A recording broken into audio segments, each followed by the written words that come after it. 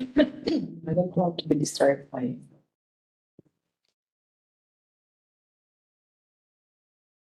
Mhm.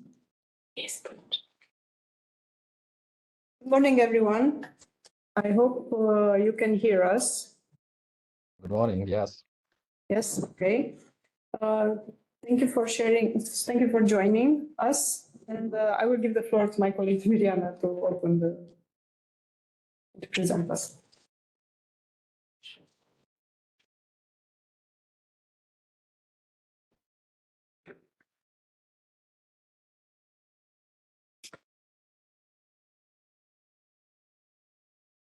Good morning, dear Danubians. Welcome to our seed money facility lead partner webinar.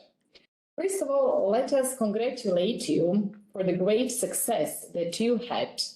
The quality of your ideas was recognized not only by the program MA.JS, but also our fellow colleagues from the EUSDR Priority Area Coordinators. So we use this opportunity to thank them for their hard work, their vision, and also their kind assistance in this call. We do hope that your ideas will contribute to the success and sustainable future of our beautiful Danube region.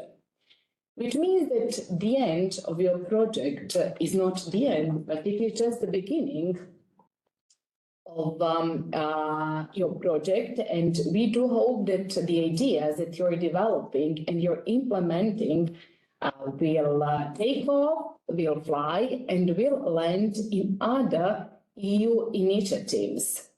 But in order to have a very smooth implementation of your projects, my dear colleagues will tell you today about the implementation, about the content part, about the financial part. Together with your registrations, we also received the questions, and my colleagues will try to address those questions during their presentations. In case there is something that you would like to ask additionally, please post your question in the chat text box, and they will be answered at the end of the block. So once again, thank you for being here with us. We wish you a very good work without any problems. But if the problem occurs, please get in touch with us. And we do hope that your beautiful and great ideas will just secure the future that is sustainable for all the citizens of the Danube region. So let the seminar start, and all the best from our side. Thank you. Good morning also from my side. My name is Simona Ene. I'm the head of Joint Secretariat, and then you already heard Mirjana Vidanovic, our communication manager, talking. We have here with us also Mihal Pavlik, which is our communication coordinator, then Johannes Gabriel, who coordinates the support for the USDR, my colleague Horst Schindler, he coordinates the energy topic, and also he's involved in the USDR related issues to energy, and our financial officer, Arpad. He will present to you all the issues related to the all financial issues. If you have any questions, please address them in the chat, and we will try to answer all of them. Without this being said, we will proceed to starting the presentation.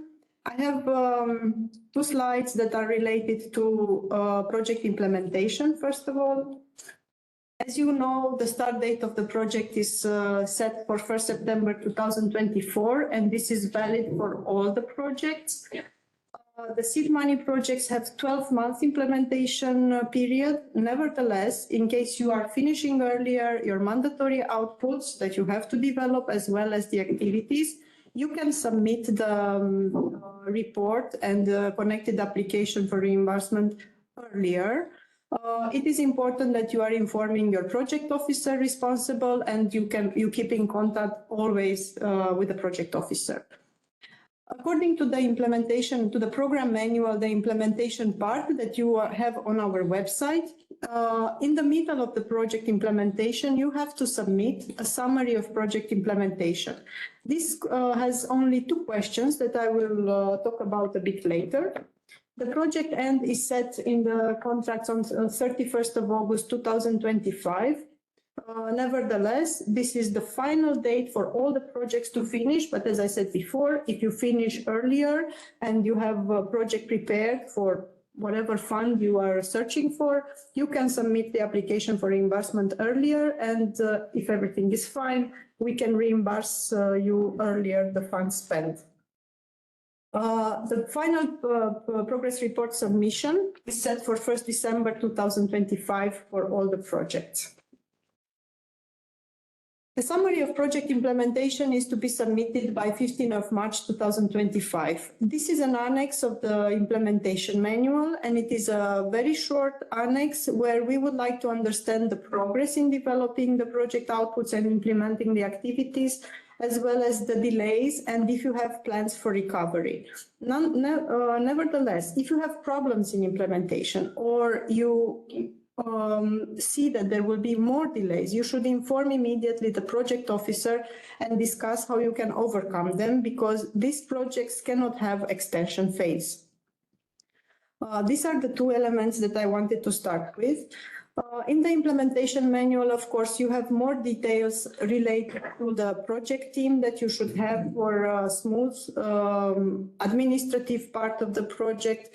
This is not a regular project that we are asking for a big team, so at least you should have a project manager and a financial manager that is dealing with the financial reporting at the end.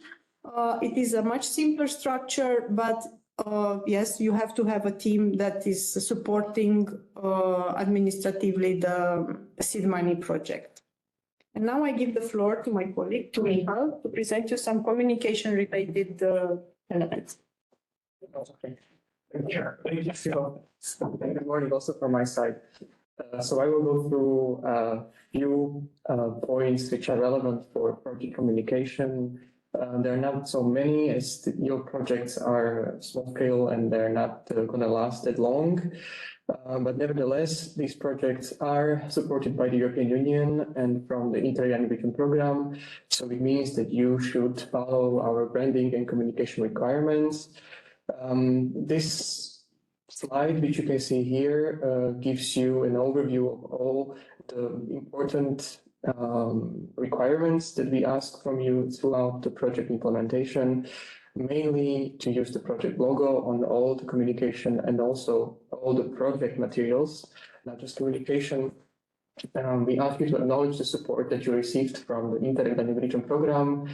We ask you to use the project poster and display it at the premises of the project partners, and to inform about the project on the website of project partners. There was a question if the projects, SMF projects, have a website. No, they don't. We will not provide you with a website platform hosted on our program website. But nevertheless, we ask you to inform about the project on your websites. And this probably last point is not relevant for you. This relates to bigger projects, but in case of physical investments, over 100,000 euros, there should be a permanent billboard or plaque installed next to the investment. So some more details about the use of the project logo. The logo looks like this on the right side of the screen. It consists of the program logo, EU emblem, co-funding statement, and the name of your project with this wave, which is an element in the design element we use in our visual identity. It's important that the EU emblem, or simply the EU flag, is prominently displayed in all the project materials. As I said before, it means how to make it prominent, of course, by size and by placement. So you should put it on the top of all the materials or the digital outputs you create as part of the project. Simply, it should be standing. It should be a dominant element in the communication and all the project materials that you produce. There is an exclusion zone around the logo. Here on the example on the slide, you can see the case of the program logo, but the same applies to the project logo. So there is this U-shaped height and width, clear space, shape, or how to say, around the logo, which you should expect. Also, there is a minimum height of the EU emblem, which should be at least 1 centimeter. In the logo package we already shared with you and is available on the project on the program website. You receive different versions of the logo. These versions are to be used depending on the design of the materials. What is decisive or what you take into account when you decide which one to choose and use is the color and the contrast. You should make sure that the logo, because it's blue and white, it's different shades of blue and some yellow, it should be visible. So if the background is dark, of course, you should not use the regular one, which is, on the top. We also call it standard logo, but you should use the logo in the white frame or the white logo with the emblem in the white frame, as you can see on the bottom on the left. In some cases, you can also use the monochrome logo versions if there are no other options, maybe for print materials such as gifts and so on. Anyway, what is important to say, all the elements of the logo are not to be changed. We send you the logo files. Please don't change the color, don't change the composition of elements, don't take out the co-founding statement. So you cannot simply delete the co-founded by the European Union sentence from it, as we see sometime. This all is connected and has to be kept in the form as we shared it with you. Of course, you can use other logos next to the project logo in your communication. What's called the other logos, institutional logos. If you want to put the logos of your organizations, for example, what is important to mention here is that the EU logo, the EU emblem in your project logo must be the biggest element of all the other logos placed on the same page or the same material that you produce. All right, the next point, project poster. Each project is required, each project partner is required to display a poster. It can be electronic as well if you have a display at your premises. It must be placed in a visible location, such as the entrance of the building, and stay visible for the whole duration of the project. We provide you with the poster templates, and there are 2 to use. Again, it's on the program website. There is a link included in this presentation as well. The poster must be of the minimum size of A3. The template is not compulsory, it's optional. You can use it if you want, but then nevertheless, the information which is included in the poster must be included in your own designs as well. You can see on this template, there is a project website link, which you don't have, but you can delete that or replace this project website link with a website link of a project lead partner, where they inform about the project.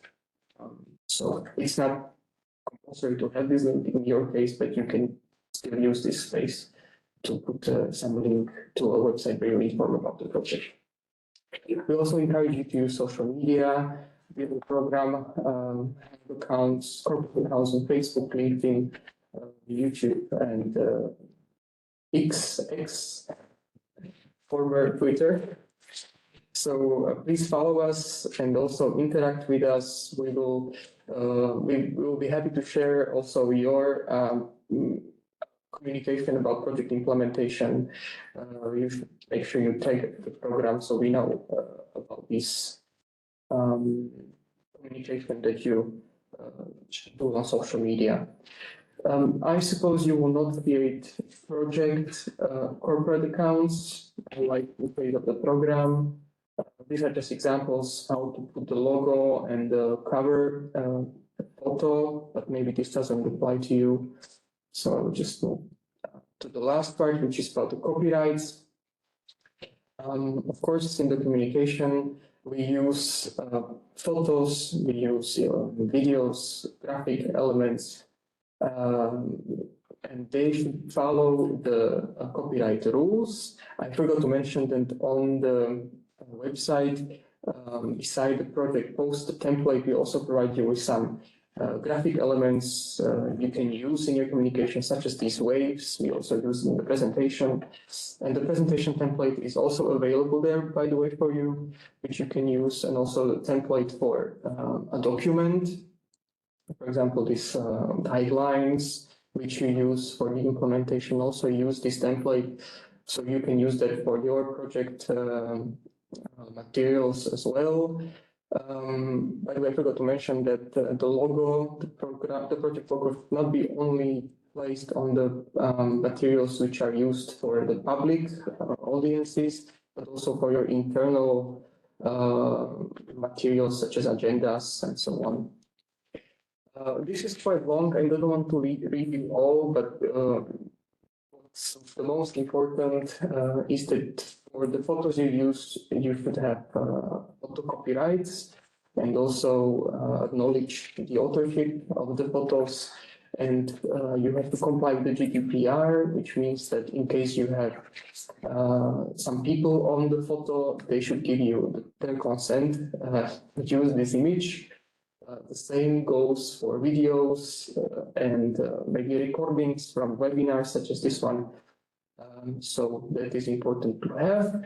And last point I want to make is that you are required to make all the materials of the project available to the program or the EU institutions if asked, and also to transfer the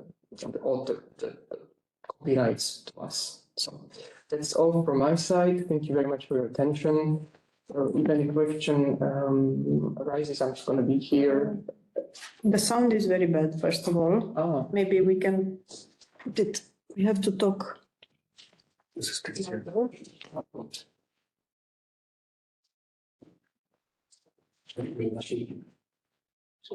Maybe now the sound is better.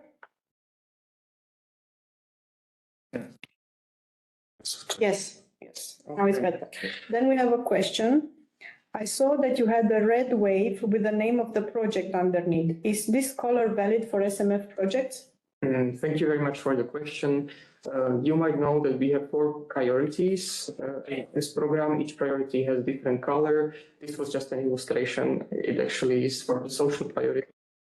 In your case, it will be this one shade of the blue.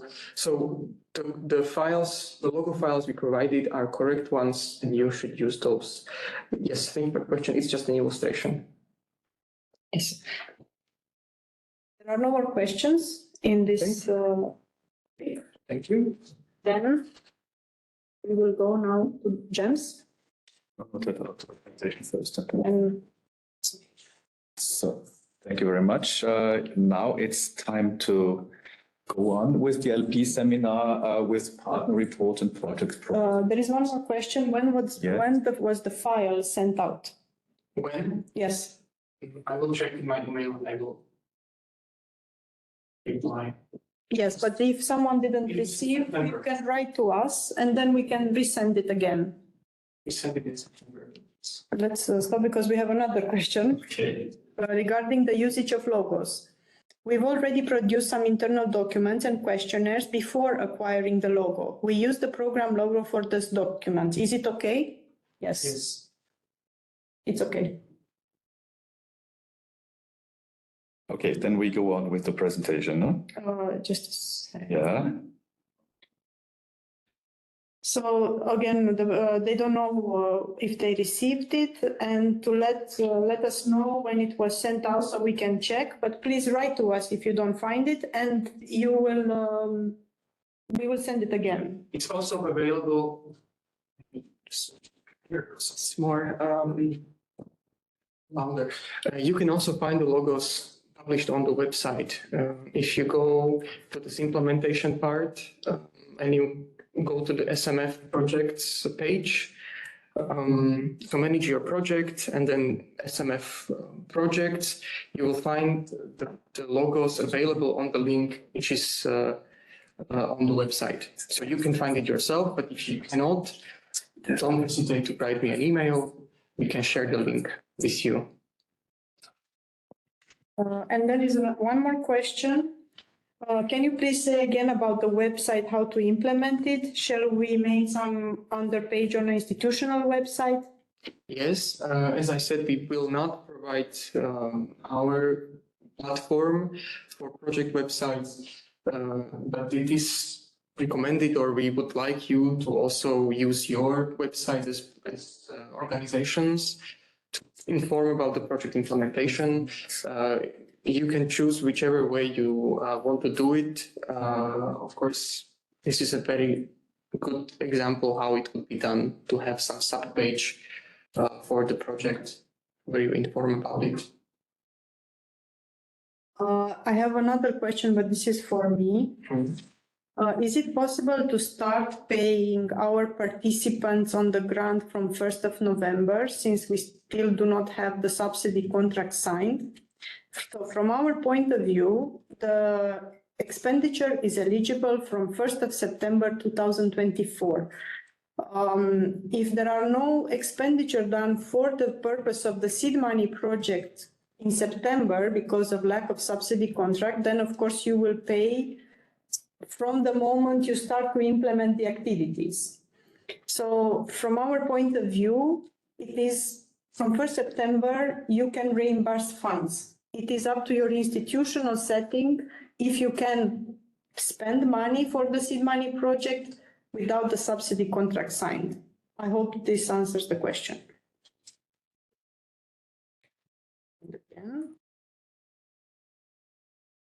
Of course, the presentations will be available after the meeting. We will publish them on the website and also the recording of the meeting. Yes, I think now we are done with this set of questions. But anyway, if you write, I will monitor them. Okay. There is another one. Sorry, because they keep coming. There is still no poster template on the seed money facility webpage, on the communication and visibility page. When it is going to be online, or if it is, where should we look for it? Okay, thank you. I can upload it there today. It is available on the regular project page. Good point. I will also make it available on the SMF projects page. Thank you. Okay. One more question. What are the financial documents that need to be submitted for the personnel working on seed money facility? This we will present in detail the financial management a bit later. And there is another question related to one project, Store More, when the logo will be provided. Again, the logos are already available on the program website, and we also send an email to lead partners. But if you didn't receive it, please send me an email and I will guide you to the place so you can find it.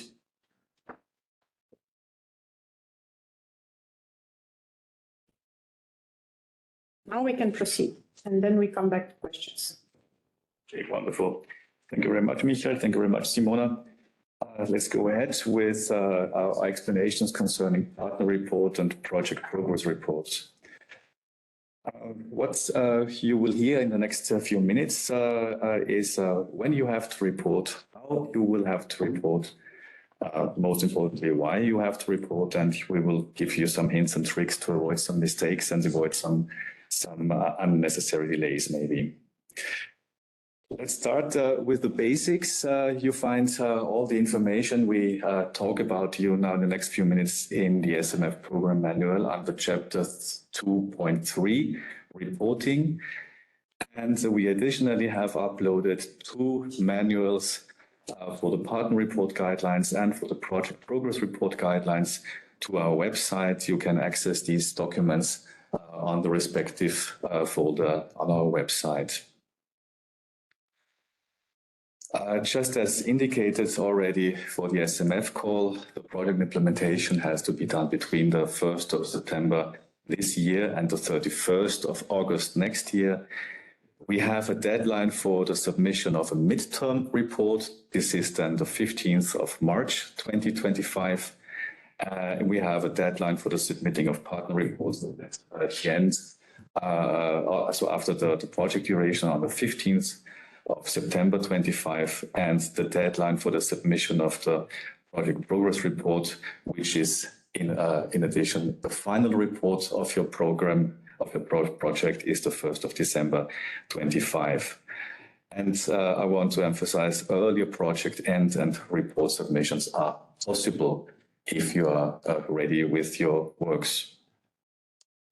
Concerning the midterm report, we don't have anything on GEMS here in this respect. So you find the midterm reports template as Annex 3 summary of implementation in the documentation, in the manual of the SMF call.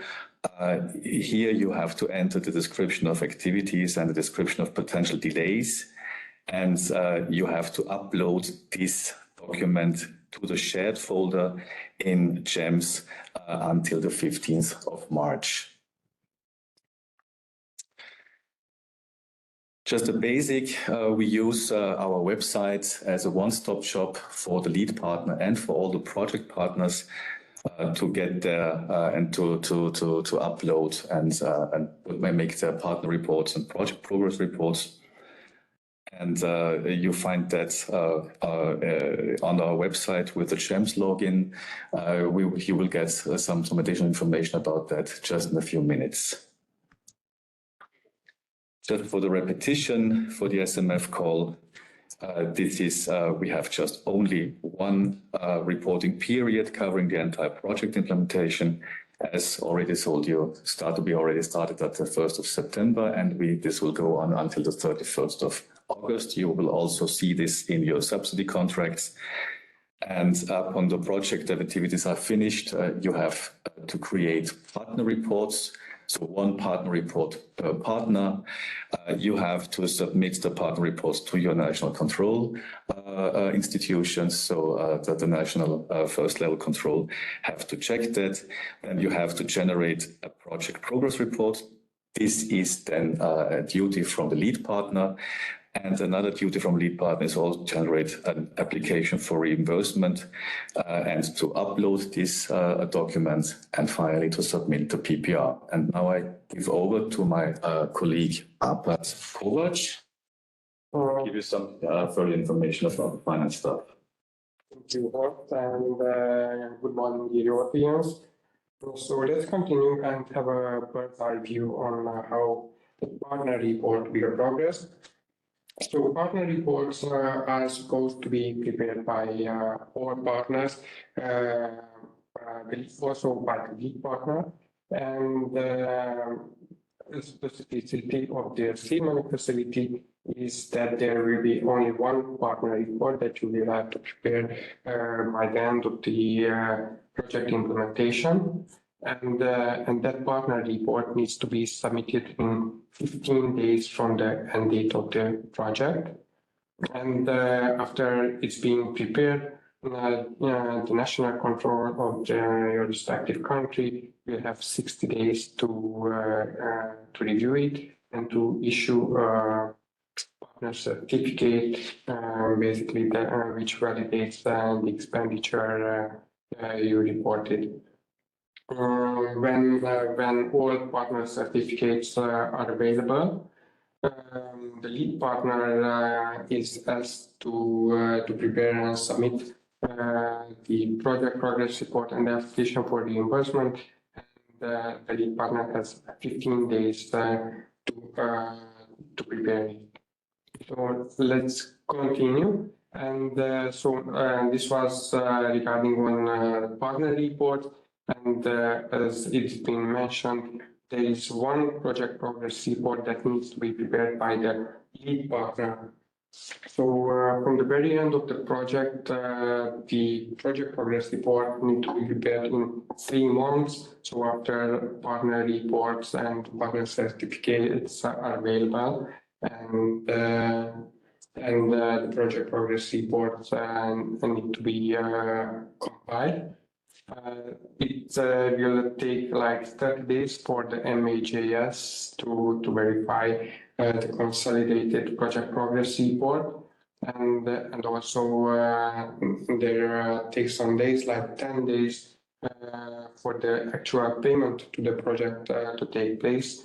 So bear in mind that that payment will be to the lead partner. So payments to project partners will be as per concluded in the partnership agreement between the lead partner and project partners.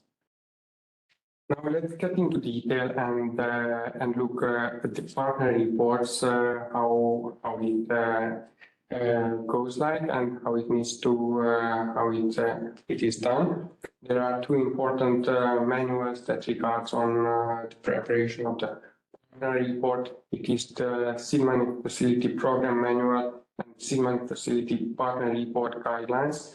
These documents are available on the web page under the Seed Money Facility project, and it is important you read these documents and manuals because the Seed Money Facility is a very specific call which is different from regular projects. So therefore there are many things that regards only on this call for proposal. So basically the most important thing that there are only staff costs to be reported. So not like in the case of the regular projects where you have travel expenditures reported, external services or different other expenditures. In the case of Seed Money Facility, you report only staff costs and all the other expenditures are reimbursed as 40% flat rate to the staff cost. So unless the staff cost, there are several supporting documents that you need to submit. It depends pretty much on the country where you're acting, because this is like the employment document decision, the decision of the manager concerning percentage of the time work on the project. As opposite to that, those other costs supported as flat rate 40%.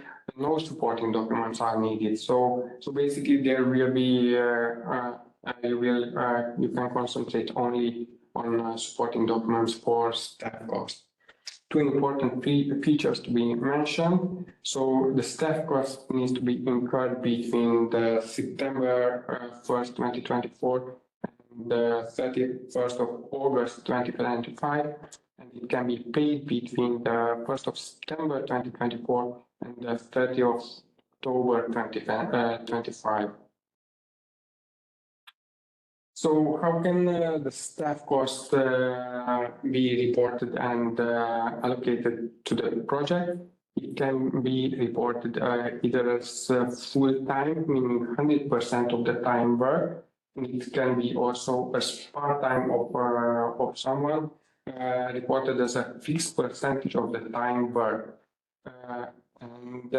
So it is important you plan in advance the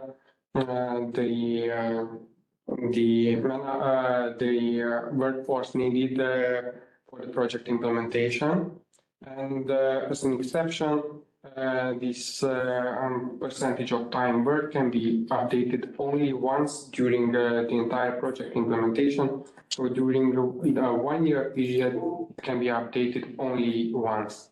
So basically, this is the plan, but it can be that if the need arises, this percentage of time work might be updated more than once. Those are very specific cases, and if that is the case, please contact your project officer or financial officer assigned to the project in MAJS, because if that is the case, the project officer can have with an exceptional approval for those more than once update. It is very important because national controls are acting based on the procedure set in the documents. So if you are updating this percentage of time work more than once and you do not have an approval for it, it might result in those expenditures being rejected by the national control. How can you report in GEMS expenditures with staff? So basically, the ideal case when you report one staff member per month per each expenditure line. But if there are more staff members working on the project, or if there is a need, those expenditures can be grouped, and it is described in the partner report guidelines how you can group this expenditure. The idea is that you can group as 6-month expenditure per person per expenditure line reported. So observe that only 6-month expenditure, not for the entire period of the project implementation, and it's only for one staff member. And when preparing reporting the expenditure in the partner report, it is very important to insert payment date. The payment date is an eligibility condition for expenditures. Therefore, if the payment date is not reflected, therefore, for sure, it results in a request for completion. And you might ask, what if the case that more expenditures are grouped per expenditure line? So in that case, please insert the latest of the payment date of those expenditures grouped. You are also asked to attach supporting documents to the expenditures reported. That can be, as being mentioned, the employment document and the decision of percentage of time work. And of course, there can be other documents that are needed. In that case, please zip all those documents, and you attach one zip file per expenditure line. It is important to mention that one-time expenditures can be reported only as a fixed percentage of time worked. So it is not possible to report a number of work hours, for example, but there needs to be a decision of the manager, or it needs to be stipulated in the employment document what extent of someone's work time is assigned to the project implementation.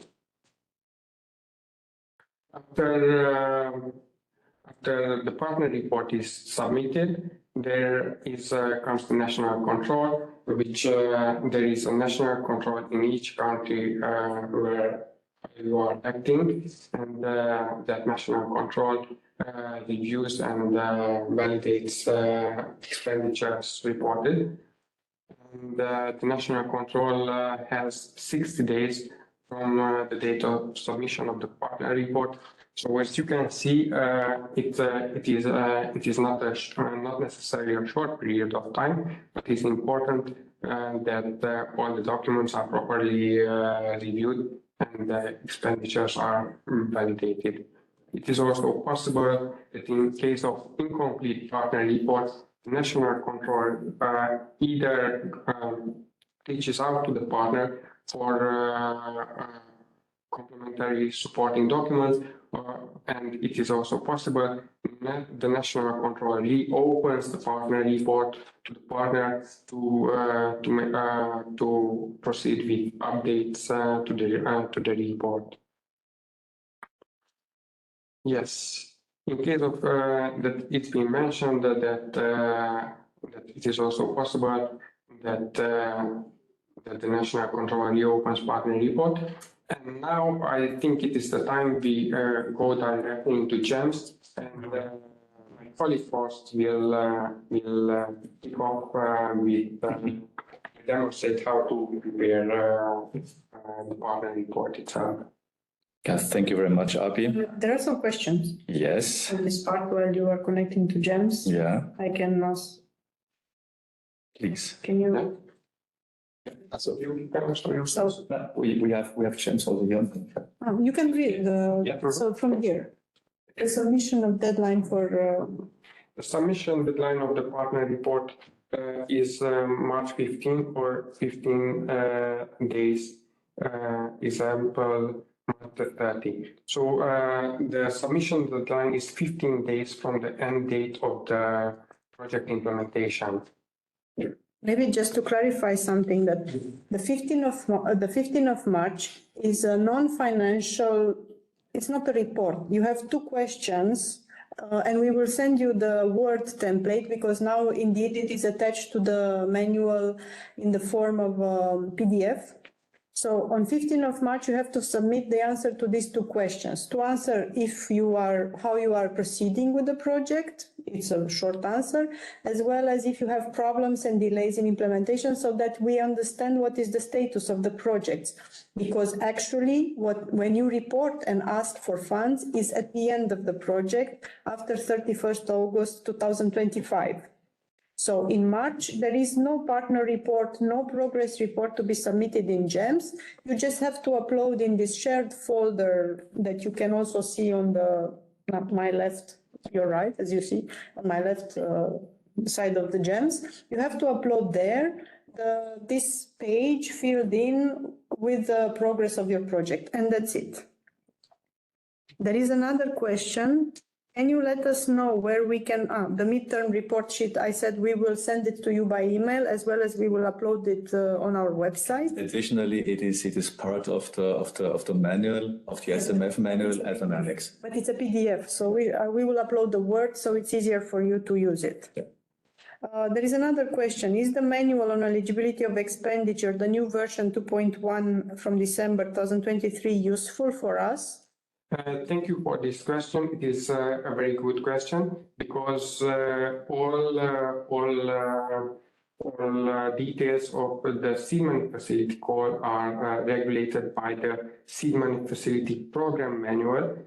It also regards on the eligibility of expenditure. So in this case, please disregard the manual on eligibility of expenditure, and please focus your attention on the seed money facility program manual. And there, where is the percentage of time for staff, I can imagine, recorded? So the percentage of time, so in this case, I understand we are talking about a part-time assignment to the project. In that case, you either in your employment document is specified the percentage of time the person needs to work on the project. Either there is a decision of the manager of the organization or the company about the percentage of time the staff member is assigned for the project.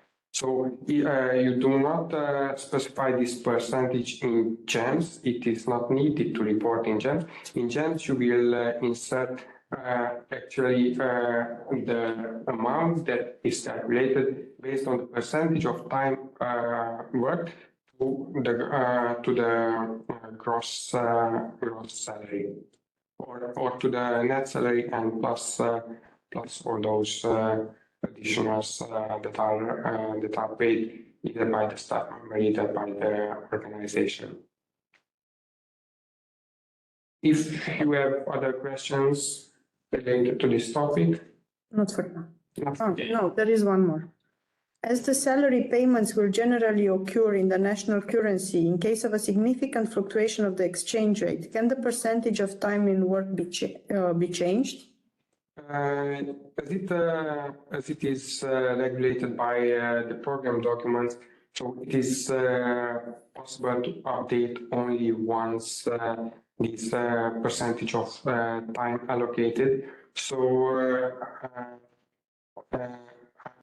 the fluctuation of the exchange rate basically it appears as a normal business procedure. So I would not deem it a sufficient reason to update the percentage of time work more than once during the project implementation. But actually, according to the regulation, the exchange rate losses is an ineligible expenditure.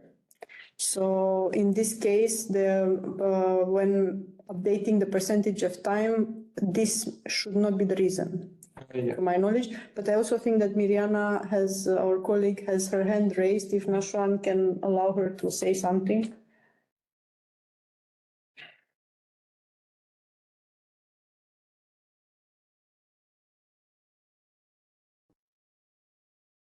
We cannot hear you. I hope you, do you hear me? Yes. Yes.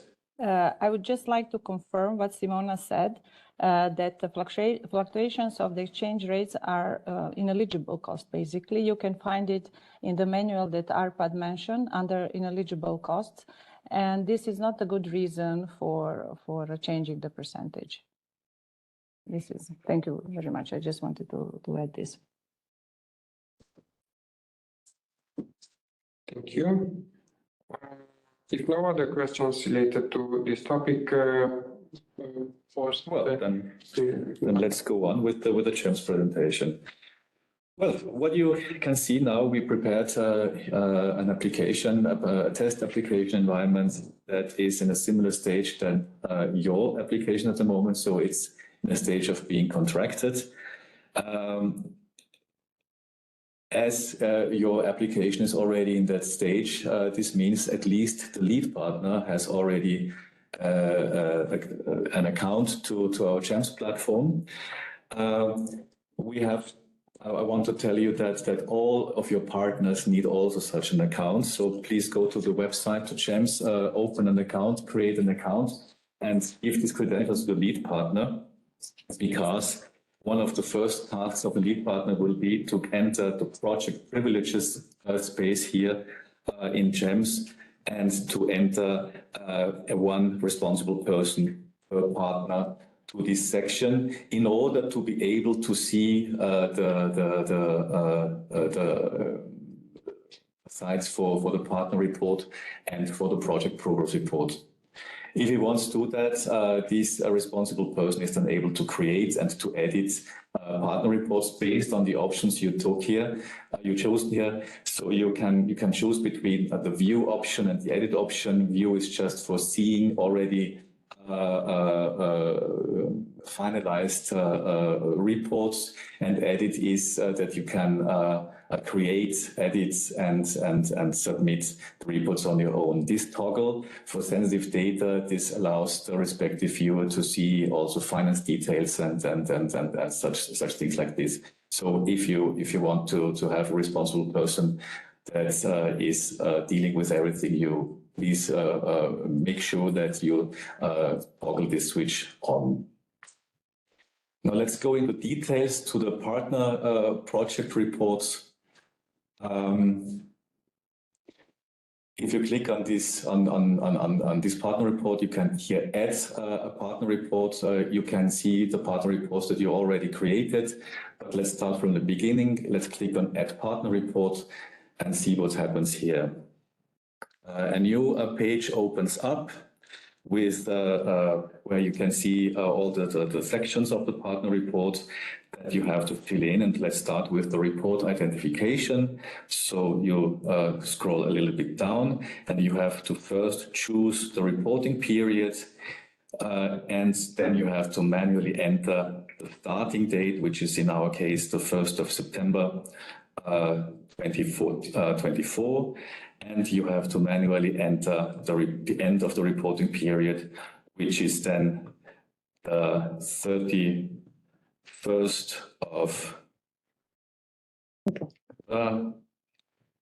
It's a little bit strange. Yeah, here it is. Yeah, here. No. Where I am. Here. Yeah. Which is then, this is not visible here. Yeah. So anyway, I can't give it that. This is overlay. And here must be the 31st of August 2025, of course. And I will manually enter this here. This is then 8. This is, you have a different, I don't know where this is. Yeah, I think 31st. And 25. No, 0. 2025. Okay, so this should work. And whenever you make changes and whenever you make you enter some new information, this line pops up with discard changes or save changes. It's better sometimes to save changes now, and then you get the message successfully saved the report. And if you scroll down, you have you find a section for the summary of the partner's work in the reporting period. Here you are obliged to enter text to make your presentation and to make your justifications of what you did in that reporting period, what has already been achieved, and what are the main points that you want to highlight. The next section is partner problems and deviations. So if some problems occur or if deviations are going to happen, then please describe them here and also describe what you did to avoid them, what you did to solve them, and what was and how you dealt with the situation. The next group is then the target group's descriptions, and here we would like to see how you involved the target groups and what was the interaction with the target group, and it was yes. Then we go to the work plan progress. This work plan progress this follows the same structure like you had in your work plan. Here you can here you have to indicate and describe all the contributions to the activities carried out for the respective output. And if you have some activities, please do the same for that. Please describe your contribution to certain activities, and you may upload some documents if you have some evidence, some proof or something to fill. Please be aware that it is just possible to upload one single file. So if you have multiple documents, then please make one zipped file out of them and upload a zipped file. The same holds true for your contribution to a deliverable. So if you have contribution to a deliverable, then please hit here the contribution button, and please also attach the respective documentation to prove to prove your contribution. The same holds true for every other outputs as well. And I think it's now time to hand over to Arpi to talk about the next steps here. So the next step in the partner reporting is the public procurements. So in case you have public procurements related to the project, here you can record the details. You can see there are several fields which regards on the details of the public procurement. It is important that you observe the EU rules, the program rules, also the national rules related to public procurement. And then the next step in your partner report are the list of expenditures. And this is very easy and very simple, because if you click on any expenditure, basically you have only one cost figure to report, those are the staff costs. So you can see, you can select only the staff cost here. And then you can add further details related to this expenditure reported.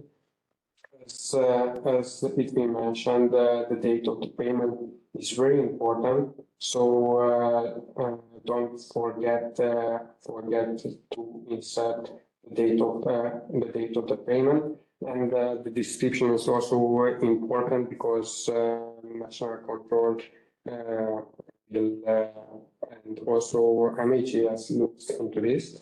So let's say Mr. X salary October 2024, right? 25. Leave that. 2024. So this is the description. In the comment section, you can add additional details, or you can just copy the same text as here. And the total invoice value basically is in this case we are not talking about invoices, but salaries. You can insert like let's put here like 1, 2, 3, and this is reported in local currency because this LP has been created as a Hungarian entity, but this will vary according to the country where you are in. And out of the 300,000, we can report either as part of it or the amount in its entirety. So let's put like 250,000 in this case, and we will see that the conversion here is taken place based on the date of the payment. So no, based on the month where when it is reported. And here you can attach the supporting document, which sorry? That's the delete button. You can delete it. That you can delete, not attach. So, good point. So you save this reported and then the sign for the attachment appears. So let's not confuse like I did the upload button with expenditure with the delete button. And you can also add more expenditure lines. So if there are multiple staff members to report the expenditure for, you can do this way. So if I do discard changes, it keeps the expenditure that has been saved. Maybe you can explain this splitting 6 months and 6 months here, so that it's more clear. Exactly. So if you want to group your expenditure, you can do it for let's say one staff member per expenditure now. So you can do it like this. That on the date of the payment, let's put it simplistically that the 30th of June or of the period, if you start reporting from September, October, November, December, January, February. So and the latest payment date for that is let's say the 5th of March 2025. So you select the 5th of March, and your description will be Mr.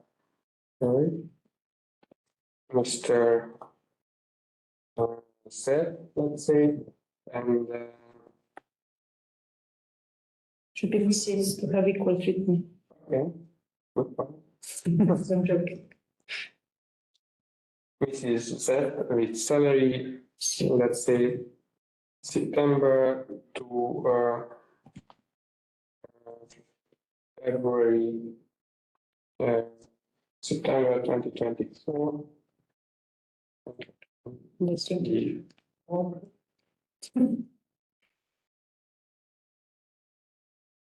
September to 2025 and September 2020. We can do it like this to be clear that what period it is regarded. And you take 1 month's salary and basically, or you sum up the amount of those 6 month period. In this case, if let's put it simplistic, like 300,000 multiplied by 6, you put like 1,800,000. 1, 2, 3. And here insert the same amount. 3.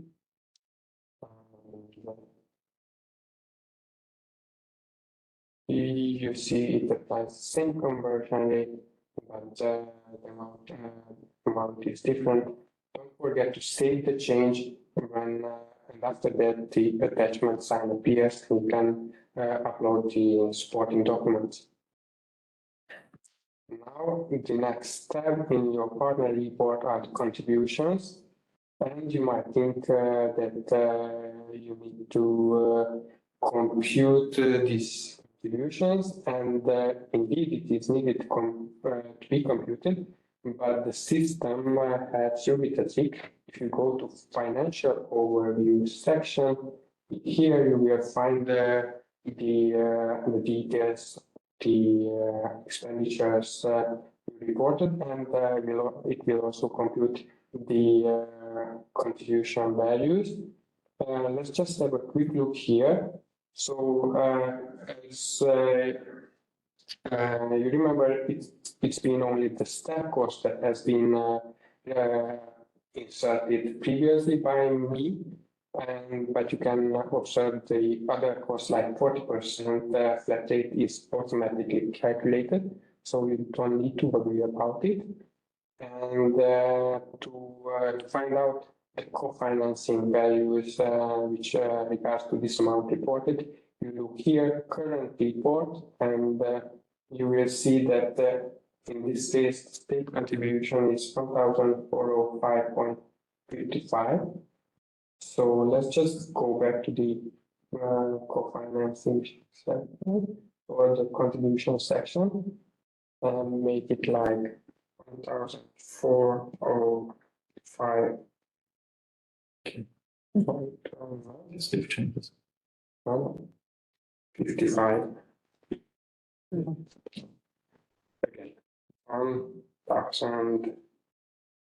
1,405.55. Comma 55. But where's comma? Sorry, but this is a new laptop to me. Let's do it like this. This is not my day, but let's just take it like this. But if you do like this, the system will brings you an error with the automatic check.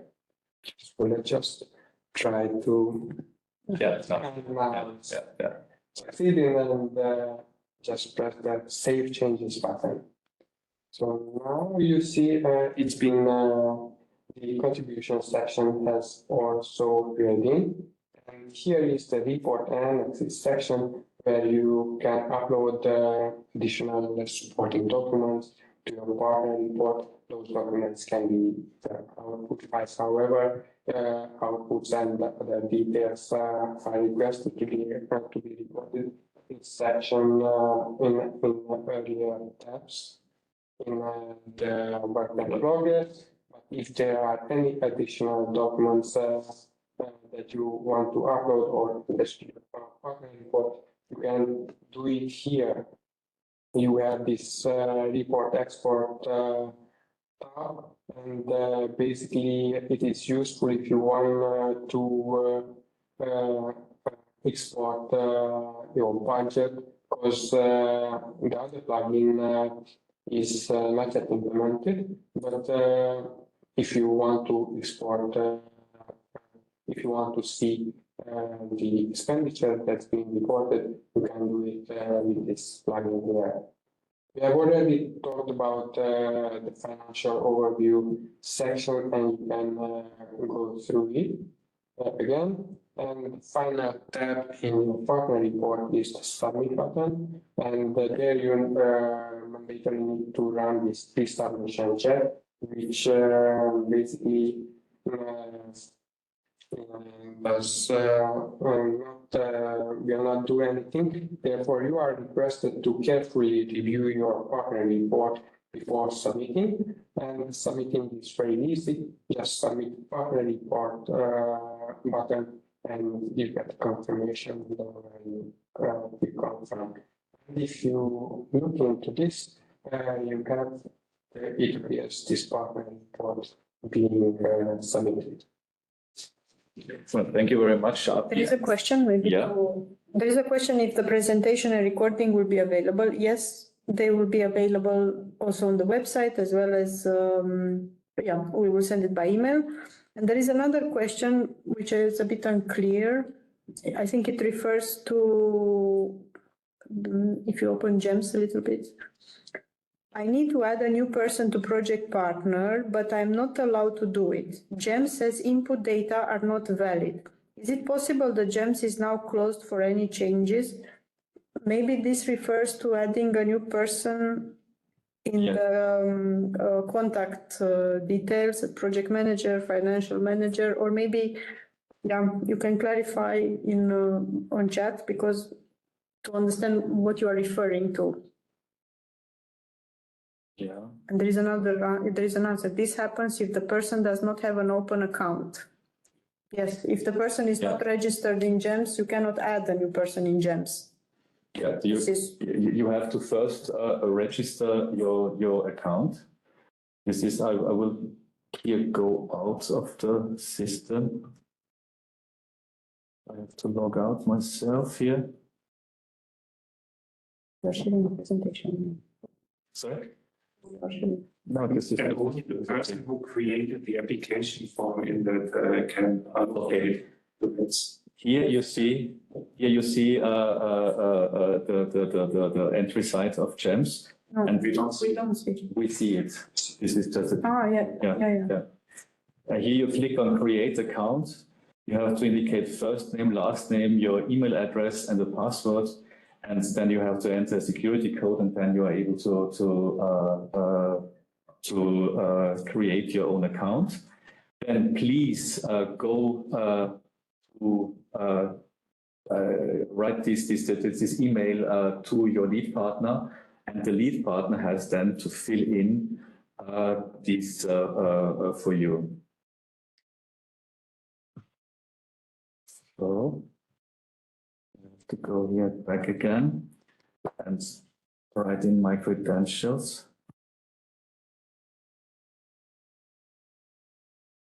It's the ad. Shift. Exactly. Yeah. Yeah.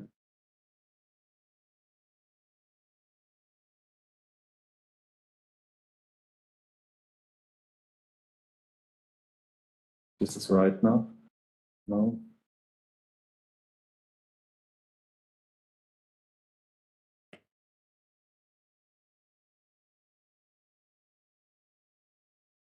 Okay. Now we are back in the system. Is there another question? Just a second. I'm still jump in here to clarify that point with how to allocate further persons. Since we had some minor problems with that, so only the person who on the lead partner side who created the application form is then able to allocate further privileges to either staff of the lead partner organization or to other partners. And for the reporting, it's important for the lead partner to understand that in the respective section, the lead partner has again to indicate and to insert the username for lead partner stuff under the lead partner. It's now a bit difficult to explain without being in that section in GEMS. Only then you are also able to report. So you will see that we go to that. You want? Privileges. Yeah.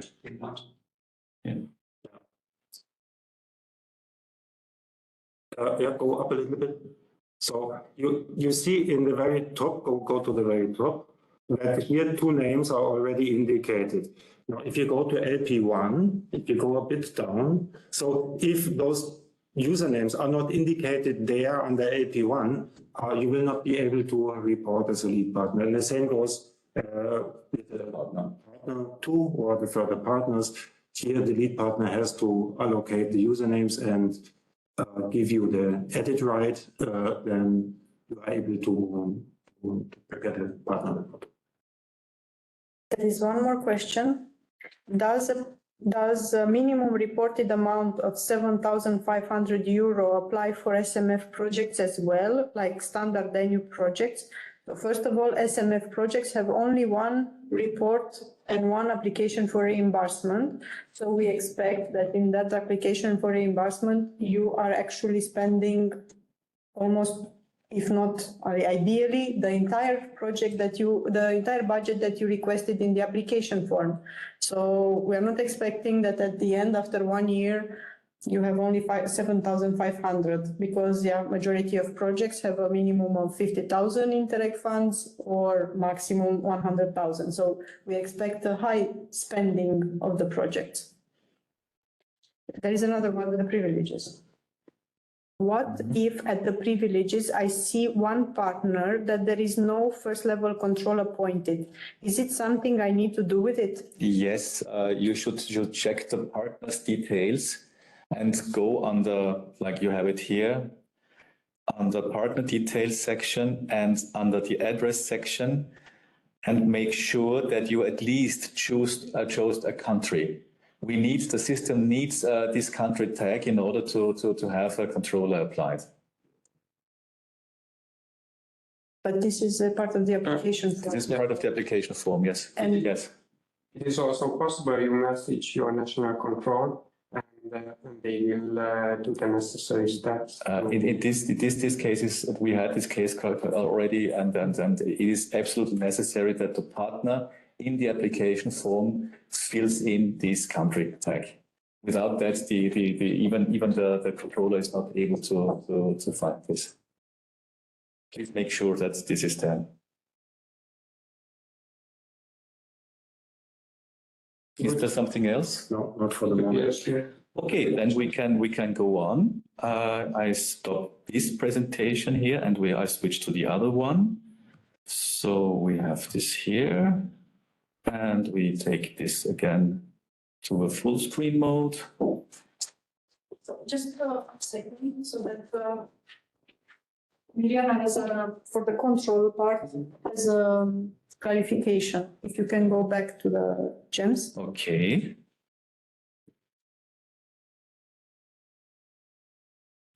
Here's GEMS. Yeah, please go ahead. Okay. That's good. Yes, Mirjana can say now. Yeah. Okay. Sorry for interrupting. I would just like to clarify, the partners should not do anything with the controllers, so they don't have to change the setup. The FLC will receive information, and most of them are already assigning the controllers to the projects. In this moment, for Ukrainian partners, this is not possible, but most of the control system, I think, already have assigned. If not, they will do it. So basically, partners are not having any obligation in this point from the program side.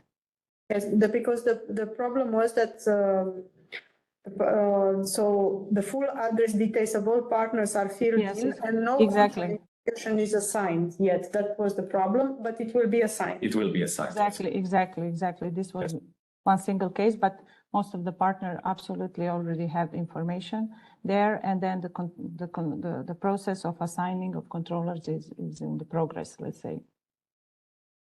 So basically, the partners should not do anything in this moment, since most of them, they have assigned these countries and they filled in, addresses are filled in. Yeah. Thank you. Okay. Anything else? Okay, super. Then let's go on.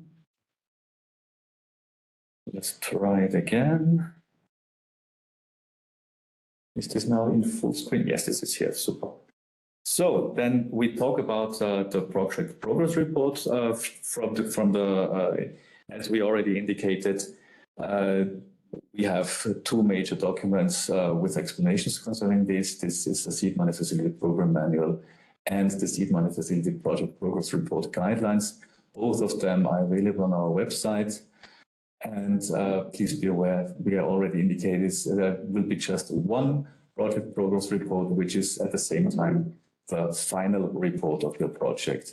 I will later make a little presentation in the live version of GEMS, and I invite now Api to go into some details concerning the financial issues and financial questions here. Thank you, Horst. And to jump right into the middle, I would like to mention, so this activity regards on the lead partner. So I think most of you are lead partners, but if there would be other, just to differentiate that partner report, it's supposed to be done by every partner, while this project progress report is done only by the lead partner. And the thing is that creating project progress report in terms of financial reporting is very simple, because you just need to go, you open up the project progress report, and you can go right to the list of partner certificates section, where you can add the partner certificates that have been previously certified by the national council. So it is important in this list, it will only appear those partner certificates that have been previously certified. So you checking those checkboxes. And the next step in terms of financial reporting for the project is to create the application for reimbursement. And the application for reimbursement is generated with the plugin in GEMS. So that plugin is available with the report export section with the AFR step 1 generation. You select this plugin and click on export, and that will create the document application for reimbursement. That document will need to be downloaded and need to be signed and stamped, then attached to the project progress report annexes section. It is important that your signature is to be in line with document annex to proof of signature that has been submitted in the application for reimbursement. If that person has been changed, replaced, updated, then please complete an additional Annex A2 proof of the signature, and please upload it to the project progress report annexes section. Yes. And if we want to continue. Yeah.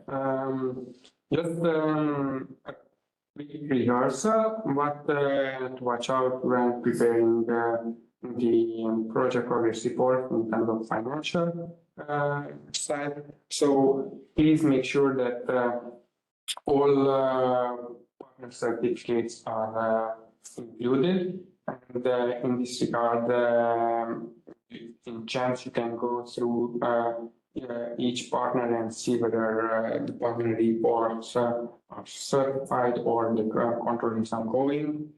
And it is also important that you have the LP has the bank account details recorded in GEMS. We will demonstrate it where you look for this data if you have not did it already.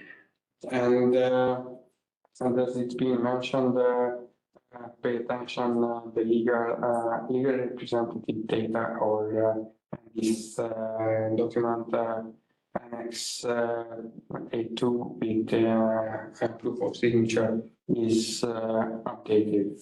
So basically, this is all the theory, and I would advise we go right to GEMS and see how this works in the practice. Okie dokie. Then let's switch again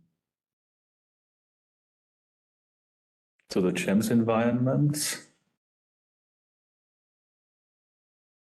So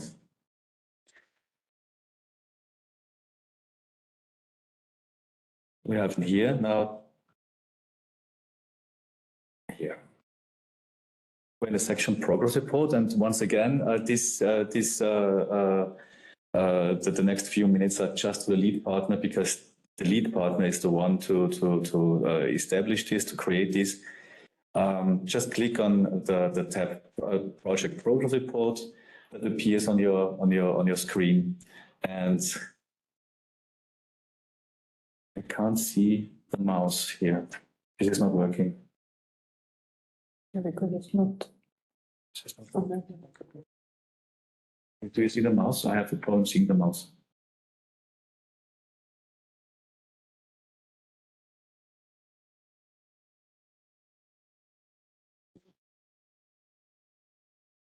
We are Okay, we are. but this is the draft from Yeah.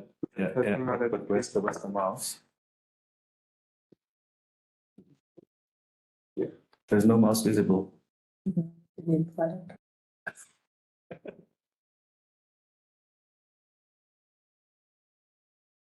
Yes, Okay. you were there.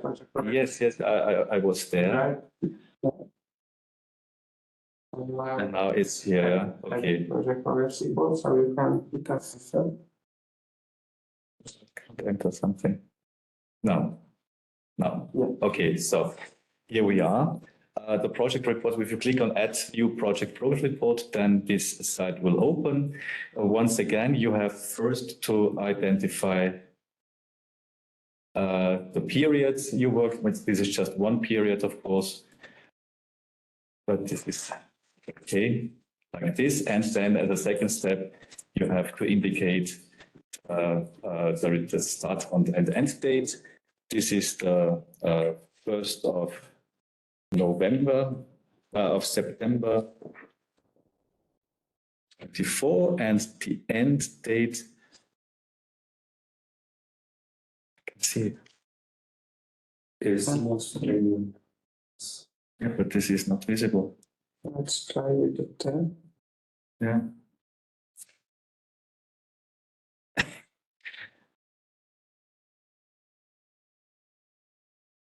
I'm sorry, we lost control over our mouse.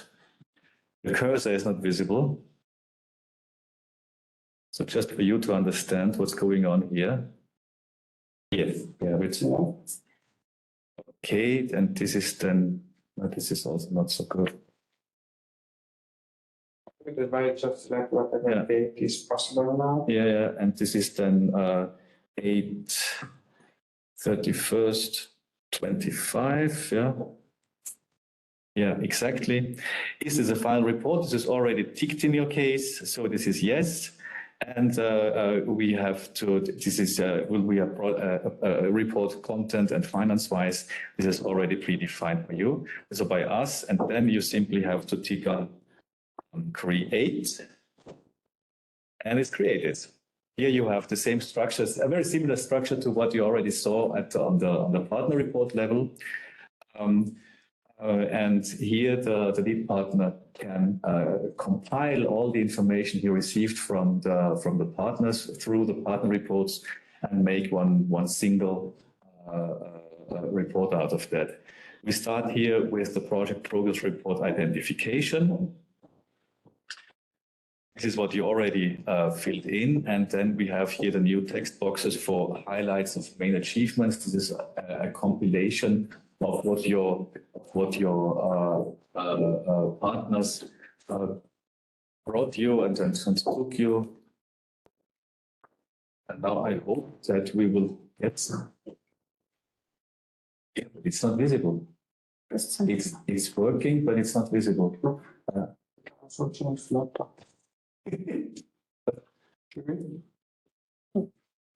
Yeah.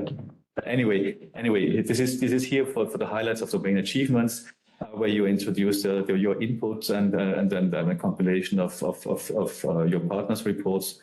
And next thing, you have then an overview of project outputs and results overview. Here you can explain partner problems and deviations from the original plan if this occurred to you. And if applicable, please also describe any deviation in the spending profile. So if you spend a lot less than planned, please make an explanation here. The partner spending profile on the next section is automatically generated through the current report. So when you fill in the certain sections in the later stage, we will then explain to you. Again, you have to fill in information and description of the involvement for the target groups for those you defined in your application form, and then you directly go to the work plan progress. And I again don't see the mouse. Here it is. Here, yeah. No, this is not. It is. Should be. It's okay. It's simply not working. How can I do this? No, don't do this. You're not on there.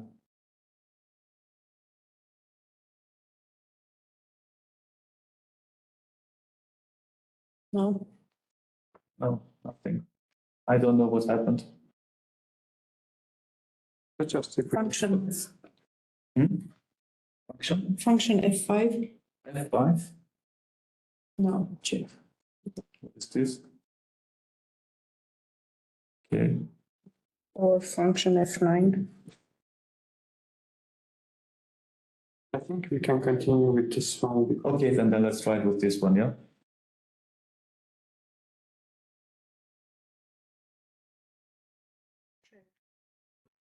This is automatically.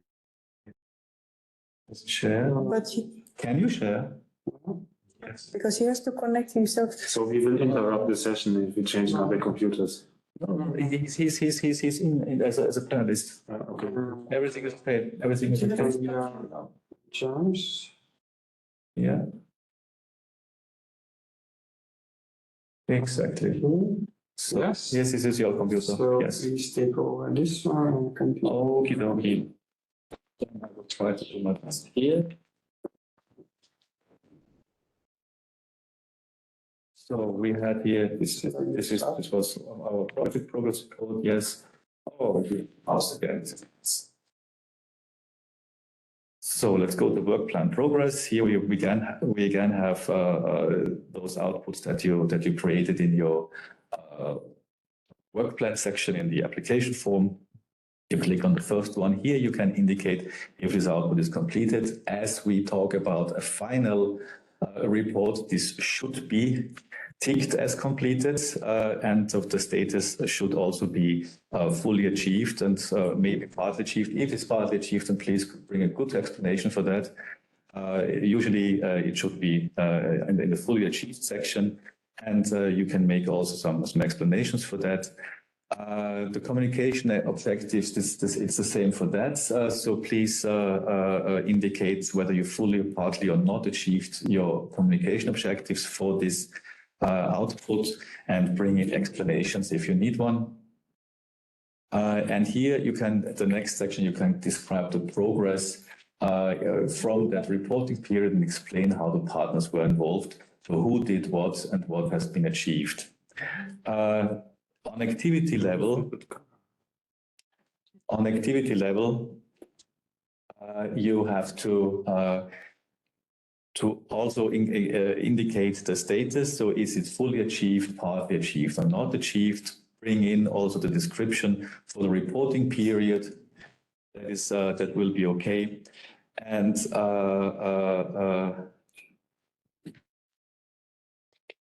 if it's okay, you want to leave?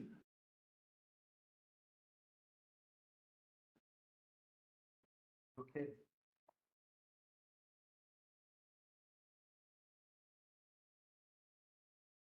It's online.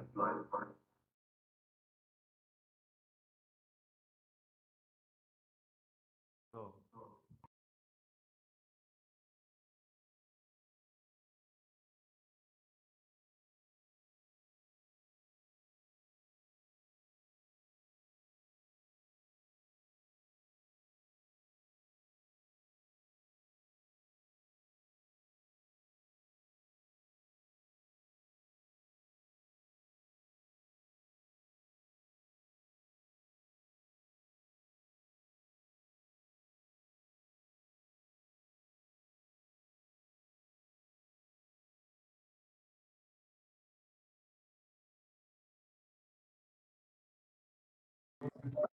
Yeah, this was the reason why I said make it clear.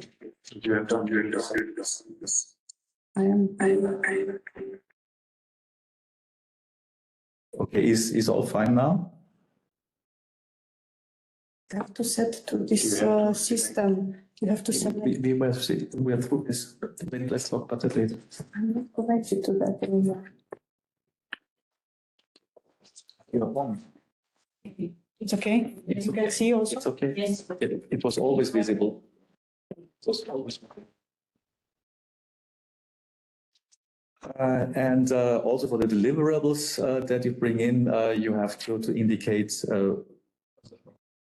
and then make a description about the progress in the report, and you can upload the supporting documents.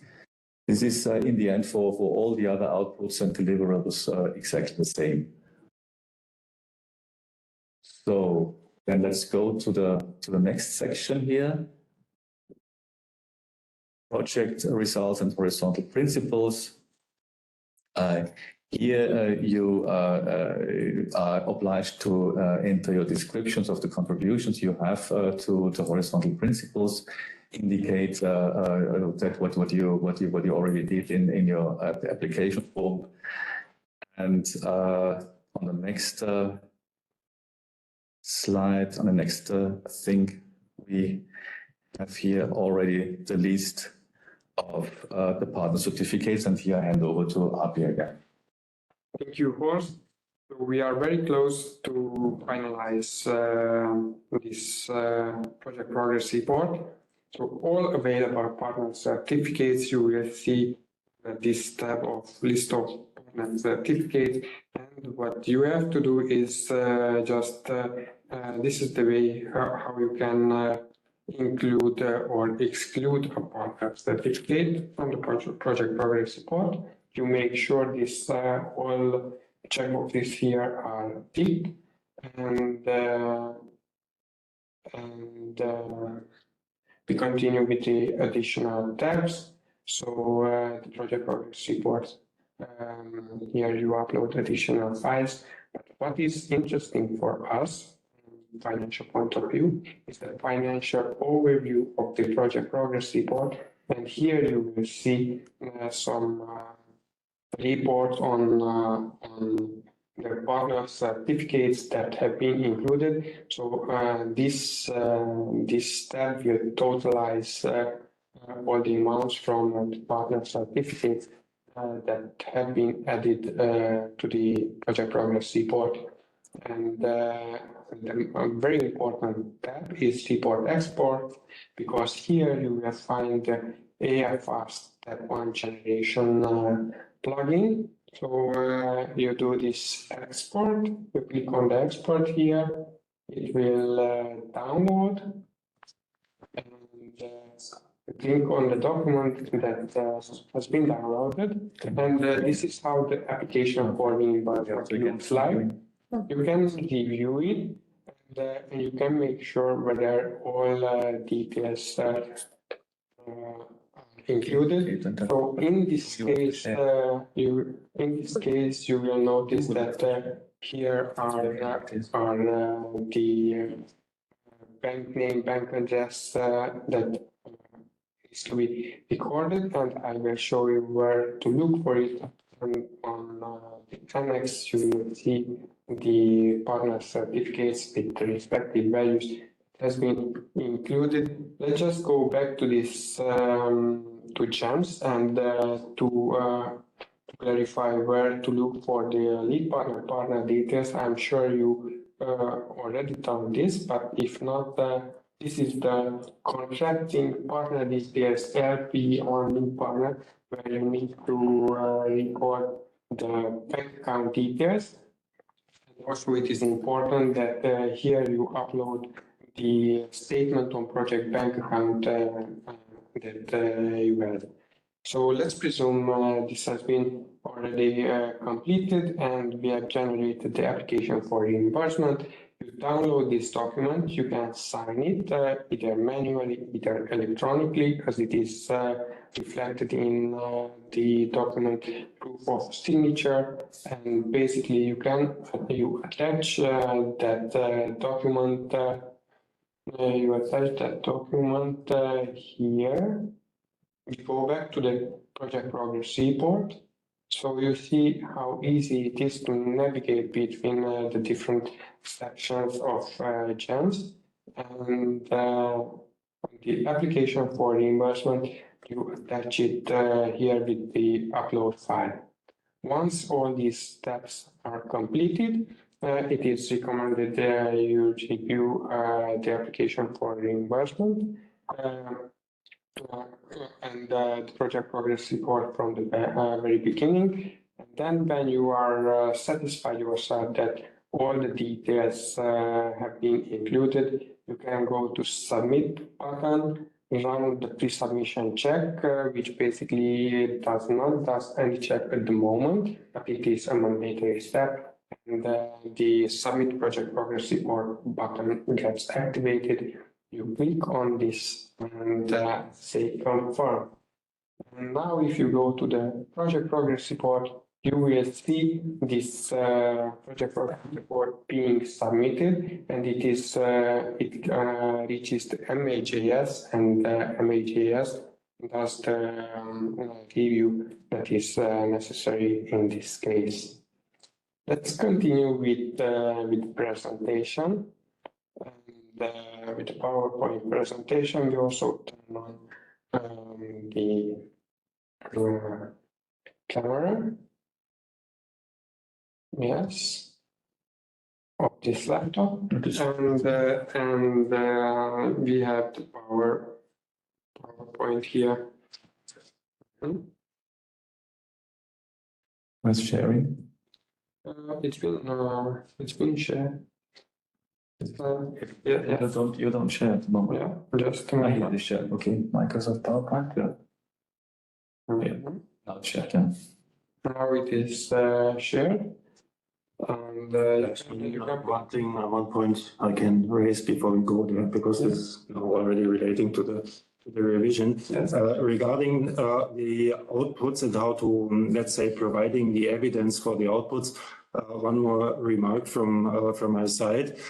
We experienced in normal projects, but also in the previous seed money projects, that the outputs, and you know that we have 3 compulsory outputs, and the seed money facility is a very output-based funding scheme.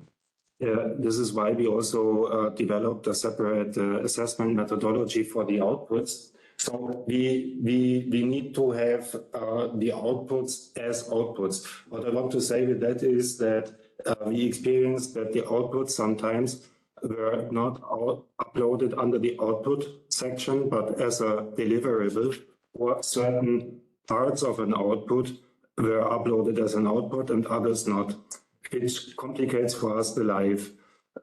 So what I would like to recommend to you is to gather all components of a given output. I talk about output 1, 2, 3, and each output contains more than one component. For example, the main project work plan contains the project work plan, but also a description of the partnership. So what we recommend is to collect all components of a given output, to zip it and to upload it under the output section. That would be helpful for us. Otherwise, we have to go on the revision round. We have to ask you where to find those documents, and it's simply additional time. That was all. We have some questions in chat. There is a question if shall we create the project report now or only when the reporting is approaching? The answer is only when the reporting is approaching. Yes. And anyway, first the partners have to create the partner report towards the end of the project so that they can submit in 15 days after the end to be controlled the costs. And then the lead partner in parallel can create the project progress report. Where do we get the application for reimbursement? IFR, the document. The IFR is automatically generated through GEMS. So it's just been demonstrated where, yes, for in the project progress report, the report export section, you select the AFR plugin, and that will generate the document application for reimbursement. And that needs to be signed and stamped. Let's not forget. that was the next question. The IFR will be made only by the lead partner, yes, and only once at the end of the project, yes. Does it need to be signed by the legal representative? Yes. Yes. Very important. Yes. That's it for now. There is.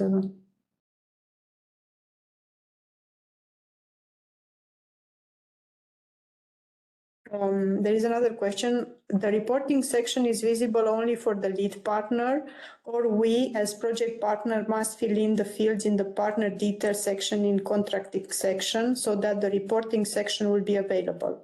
The reporting section for the partners will be visible as soon as the registered email addresses are filled into the section project privileges by the lead partner. Yes, and the contracting section is filled in by the lead partner. Yes, yes. And all this bank account information, this is already part of GEMS because this was the basis of the subsidy contracts. So this is, we already have this information in I think, all of the cases. Yeah. Can we go on? Okay, then let's talk about our checks for the activity part. For the activity part, we asked you to have and to fulfill 3 mandatory outputs. So we wanted a report on the state of the play in the field you would like to address. We wanted you to make and to create the main project work plan, and we wanted, as a mandatory output, a report on funding possibilities from your side. And we will all discuss and assess the outputs and the quality of the outputs you provide with our quality criteria. And for the first mandatory output, for the report on the state of play, we have 4 quality criteria. The first one is about the status quo. So is the status quo in the field addressed, clearly described? The second one is, are the needs and challenges in that field by the project are clearly described and country level information is provided for the area covered by the project? The next thing would be then if the target groups and their needs are defined. And the last thing for the first mandatory output would be if the results of the previous initiatives projects are described and the knowledge gained is planned to be exploited by the proposal. So are there synergies, are there capitalizations possible and planned? For each of these criteria, you will receive a score between 1 and 5. For the next mandatory outputs about the main project work plan, we also have quality criteria, and this time we have 5. The first one would be if the work plan is coherent and it defines the main and specific project objectives and the results. The second criteria would be then if the work plan is describing an overall methodology for coherently reaching the project results and achieving the objectives. The next one would be the work plan if it is coherently describing the planned main activities and the main outputs. The next are the main partners to be involved, clearly defined and listed, and are they relevant for achieving the objectives. And the final one wouldn't be if you were able to create a budget of the main project and define it in detail. For the third mandatory output, for the report on funding possibilities, we have set three quality criteria. The first one here is the potential funding sources are analyzed and listed, including the potential future calls, if known. Then, if possible, the decisions on a selected fund or type of funds that the main project will apply for this is justified. And finally, is there a roadmap defining the steps to be undertaken after the finalization of the seed money project? So what is going to happen after the SMF project is finalized and what will be done by you? So each of these listed criteria will receive a score between 1 and 5. And be aware that all the criteria have to reach at least 3. If you are not able to reach 3, then you will get maximum 2 rounds of completion in order to fulfill that topic. And if this is still a problem for you achieving the score of 3, then we will talk about that in the next few minutes. So please, Abi, go ahead. Yes, please. First, as just talked about the revision of the project progress report, and as a consequence of missing documents or incomplete partner report, the case is for completions. So Boss has just talked about the option 1 when there are missing documents or pending questions. And from the financial side, the option 2 is regards, because in case of incomplete application for reimbursement, or in case any of the control certificate needs completions. So financial completions to the project progress report, it can be some of the reasons for that might be if the application for reimbursement is not generated in chance as it's been demonstrated. If it's also a reason if the application for reimbursement is not signed or stamped. If the bank account details of the LP is not recorded in chance, then it also makes the approval of the PPR impossible. So in case there are not included partner certificates, in that case, again, we are needed to escort completions to the partner report. And we look not just into the project progress report, but we also have a look on the partner report. So if, for example, there are missing payment dates in the partner reports for expenditures reported, or in case that the national control work is incomplete, that also can result in a need for completion to the project progress report. And when the updates to the project progress report or respectively to the partner reports are completed, the project progress report can be resubmitted to the MHAS, and hopefully after a round of completions, the approval to the project progress report is taking place. Let's talk now about the payments, thinking that the project progress report has been accepted and approved by the MHAS. In that case, the payment will follow to the lead partner. So it takes place in 10 days, pretty much more or less from the date of acceptance or approval of the project progress report.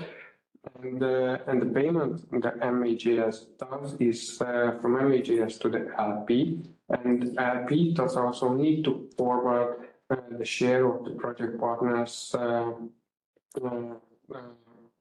to each of the project partner. And in addition to forwarding the respective share of indirect funds to the project partner, LP is requested to submit to MHAS the proof of the of those transfers. So basically, we are talking about bank statements which reflect the payment transactions to the project partner. Is also worth to mention the retention period to the project outputs and supporting documents, which is 5 years from the end of the year of the date of indirect fund payment to the project. So it sounds complicated, but you can consider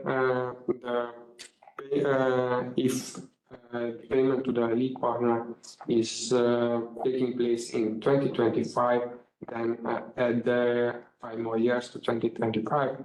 If it happens, the payment take place at the early days of 2026, then the 5-year retention period counts from starting with 2027.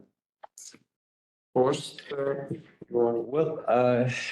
thank you very much, Api. And finally, we also have to talk about unpleasant situations that might occur, because still we all hope for the best, but many things are possible. We also have to talk about possible rejections.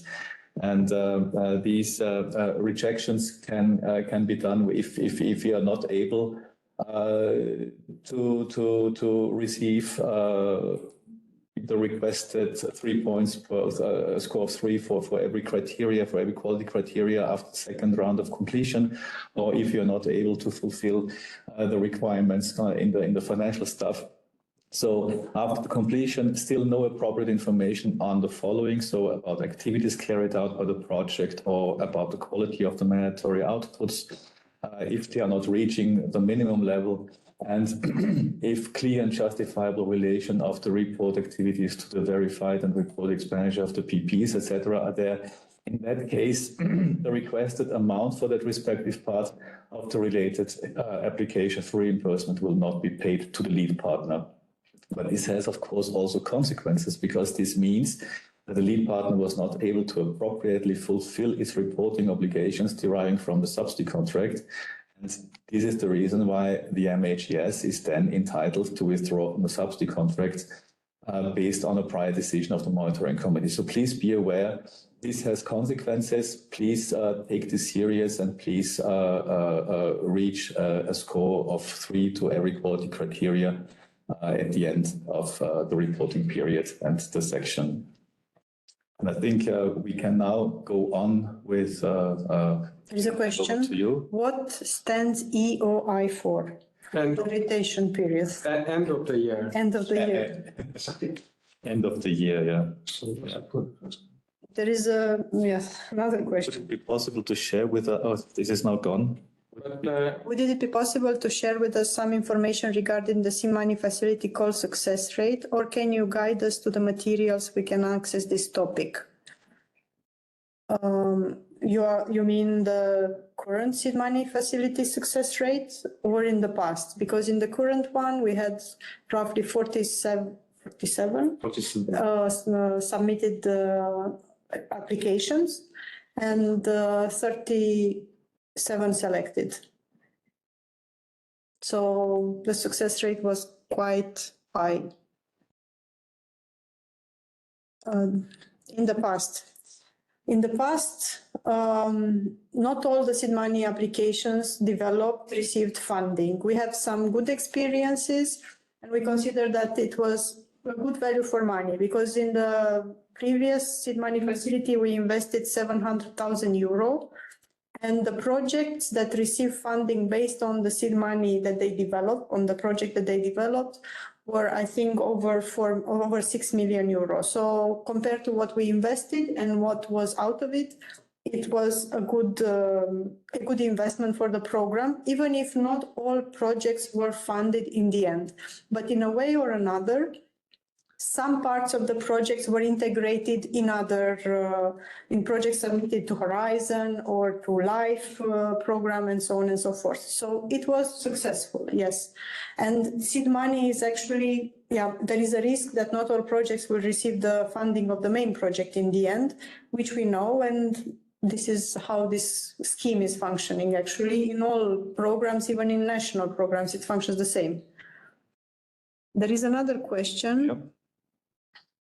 When even the most relevant call differs in scope from the planned project, can we modify the main project scope, changing from using renewables in heating to using renewables in energy system? If so, is there approval procedure for this modification?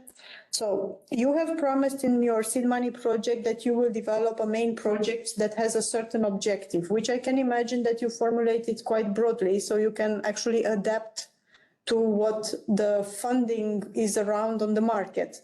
So basically, yes, you can change, you can adapt it, but you should not deviate because this main objective was assessed as relevant for the USDR. So you should keep it. But inside the project, you can adapt the project content to the funding that you will apply for.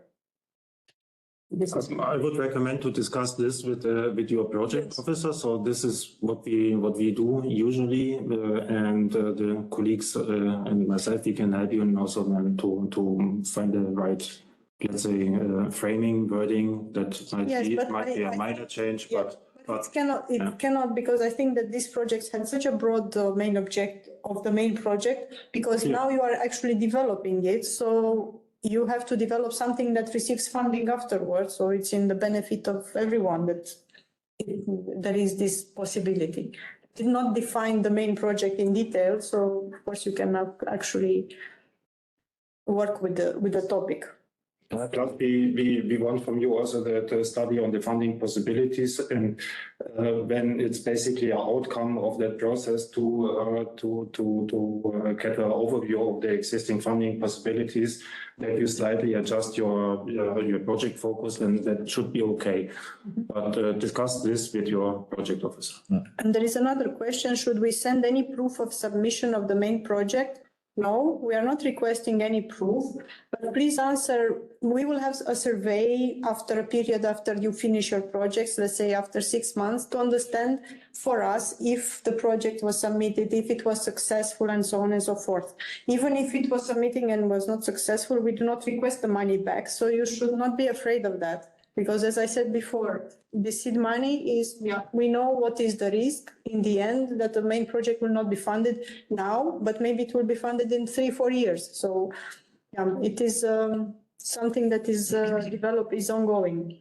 Yeah. So you don't have to send any proof, but please answer our survey to understand also for us if it is worth to have such calls or not in the future, if it is for some success stories that we can share and so on. And please also update and inform the colleagues from the USDR, from your PA, because the entire seed money facility is a measure we carry out for the USDR, exclusively for the USDR. So the respective PACs or representatives of the PAs should be informed about, let's say, the story of your initiative. This is important. So if there are no more questions on chat for now, then we can go on with your presentation. Yes. Yes. I will talk very shortly about project changes because it's very, you can change. If they cannot react. So some few words about project changes. So in this type of projects, we are not allowing major changes at all. We only plan to have, we only foresee to have some minor changes can be administrative or minor content adjustments. You should always keep in contact with the project officer, and you should also get confirmation in case of some of these changes that I will let you know shortly. Okay. So we have administrative changes in the team of the project, of the contact details of the lead partner or project partners, or change of the project partner or lead partner legal representatives. In case of the change of the project management team, you should inform by email the project officer and as well as update the data in GEMS. I'm referring to the lead partner that updates the data in GEMS, which is under contracting and contact persons responsible or something like this. In case of change of the contact details of partners or lead partner, you should inform the project officer by email. We don't always open GEMS to include all these changes. Maybe if it's absolutely necessary, then yes, we do. In case of change of the legal representative of the project partners and lead partner, in case of project partners, it's easier because you should also only inform by email. But in case of lead partner legal representative change, you should submit a new proof of signature of the new legal representative in electronic and in original, because this person will actually sign the application for reimbursement. And you should also upload the proof of signature in GEMS. And yes, to earmark it as new proof of signature so that it is clear from the system. Besides these changes, we have also the change of lead partner bank account, which can happen. You should inform us by email, the project officer, and you should provide the same annex as you did in the contracting, annex 1.1 or 1.2, depending on your choice, electronically and in original, and to upload it in GEM as well in GEMS, as in the previous case. In case of the legal succession, you have to inform by email the project officer of the MAJS in 10 days from the date of the legal act through which this legal succession happened. Also we will check with the national contact point that this legal and new legal entity is the legal successor of the previous one, and all the duties and obligations have been taken over, including the seed money facility project. In case of this legal succession, in case the legal representative and the bank account changes, you have to follow the procedure I described before and submit new ones in original. And in case the legal succession is not confirmed by the contact point, then we will have a different procedure that it is not regulated, because we are not expecting to have such an issue. We are not expecting in 1 year to have partner changes, but if it would be the case, then most probably we will do it on a case-by-case basis. There is also possibility to change some minor things in the project without any contract modification. So neither in case of administrative changes or minor changes, we don't change the subsidy contract. You can change the timing, the duration, and the format of certain activities, the timing, the number of deliverables or outputs, which is not the case because you have 3 mandatory ones. And you can, yes, and that's it. And the change equipment is not applicable because you have the flat rate. And for these minor changes, you need the confirmation from the project officer and the changelog file that is annexed to the program manual. And that's it for the minor. Yeah. And there's a question, therefore budget changes are not possible. Well, in this case, you cannot change the budget because you cannot increase the budget of your project. The budget now, it is staff costs and 40%. So an increase of the total budget is not possible at all in the program. And you cannot change the budget between partners. No, we do not foresee such a thing in 1 year. Where should we upload the changes in GEMS? For example, bank account. This it should be uploaded in the to the contracting section LP1.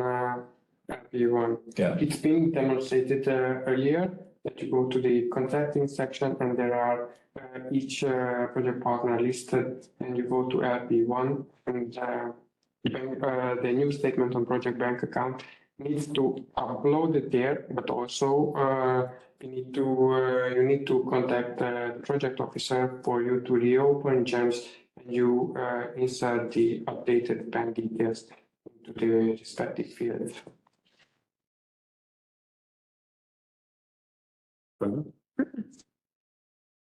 Do you have any more questions to ask us? Yes, there is a one. Can I just get the confirmation to the question sent earlier about the website? In September, we got the email access to Interreg Danube, which enables us to edit the project website. The region, but as I understood your presentation, we are not expected to use it, but to use the sub-page on our website and not add things to your platform. So for the seed money facility, we do not have websites that are hosted by by the main Interreg Danube website. It is not mandatory as they are smaller projects. You do not have to do anything there. I think that what you received in, maybe Michal can come and confirm, what you have received is on our web page. We can actually share. If you open the Interreg web page, there is a section with a short description to each project. Can you open a bit the? You have to go and share. Yes. To have to share. Yes, but first. And in that section, you should enter a short description. So you have manager share this one.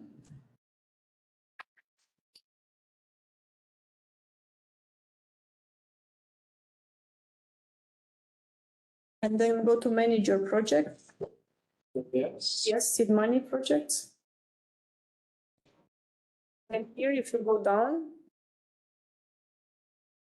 and go up, because there was this question about the website, that they receive access to the website, which they don't have to have a website. Yes. But This email was sent by mistake automatically from GEMS, from our system, Yeah. yes, which you can disregard. Yes, absolutely. okay. But still on our website, we have a section dedicated for each project where we describe a bit the seed money project, but it's our description. Yeah. This is clear. Okay, so now it's clear. Some that they are indicated here. Are there any more questions?